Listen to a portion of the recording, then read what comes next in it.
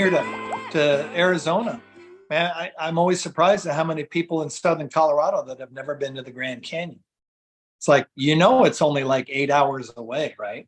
I mean, you Yeah. can get in your car and go over there.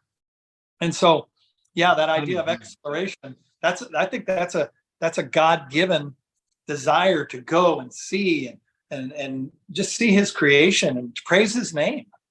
Yeah.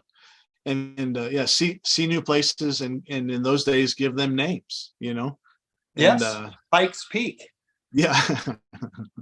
right? Yeah, named after a guy who tried to climb it and couldn't, but at least his name stood. It's an interesting statement that God says, if as one people speaking the same language they have begun to do this, then nothing they plan to do will be impossible for them.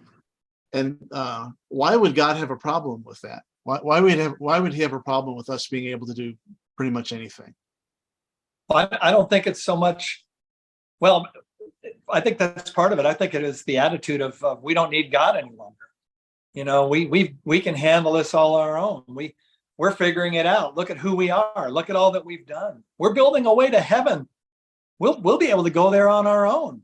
We don't need to follow these rules and all the stuff that's going on. We can, in our own abilities, look at what we've done, right? Mm-hmm. And I think, because really, his original design was that we all speak the same language. That's how he created the earth to begin with. I think a lot of times we fail to go back and say, well, how did he create things? He created it, Adam and Eve, that they spend time with him every day. They're walking with him in his presence. They're enjoying the creation that's around them. That's his design for how it should be for us now, spending time every day. Completely unified with him, completely unified with each other, and understanding each other, no shame and all that stuff. Yeah, and so it's coming back to that whole thing of unity too. Having a common language creates unity. It's funny how our weakness tends to drive us to God, whereas sometimes our strengths can drive us away from God.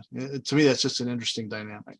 It's interesting how new technology always surfaces us having new ways to hurt each other, and even in warfare, we invent new weapons, and then the net result is there's more people dying increasingly, and the blight of modernism. We're learning technology and look at how far we've come, and in the 20th century comes, and it just means that 20 million die in World War I, and then 50 million die in World War II, and we've got and you can see why God is nervous about us being able to accomplish things. Will the time come when we're back to one language again, and what will that look like?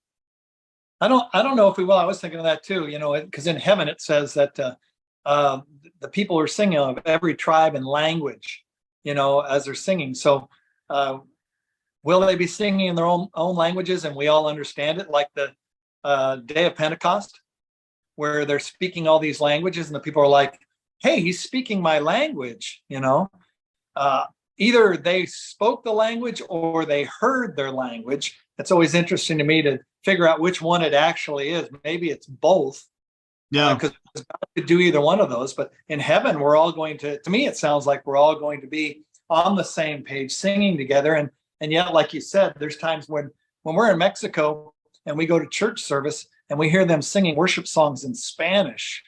Man, there's something about that just gets right to your heart, because we're praising God in our own languages. So when he says, let us go down and confuse their language, why is he speaking in plural?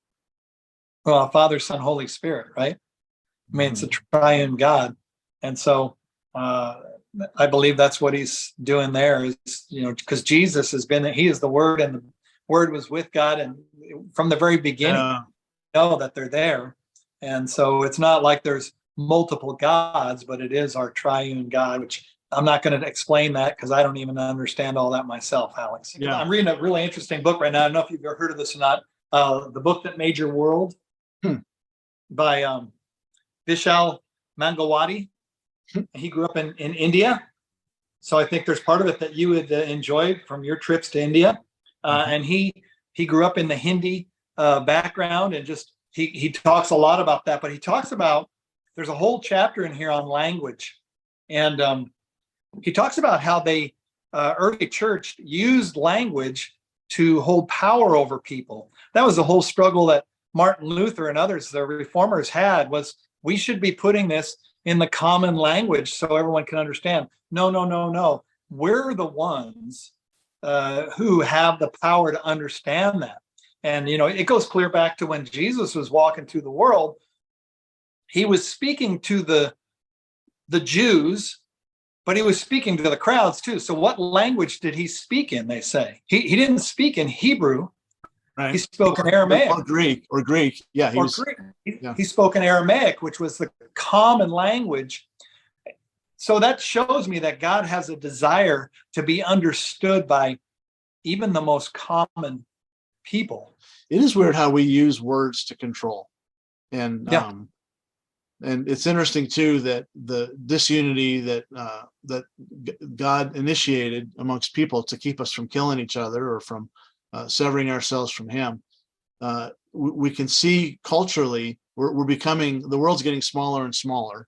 He calls us to live in unity with one another, and yet, just like you said, there are so many things that are causing division. But just within the community of followers of Jesus, if we would be more unified, and it starts at home, husbands and wives, just being a male and a female, we got enough differences right there, right? And if that's all we focus on is the differences, we're going to be divided.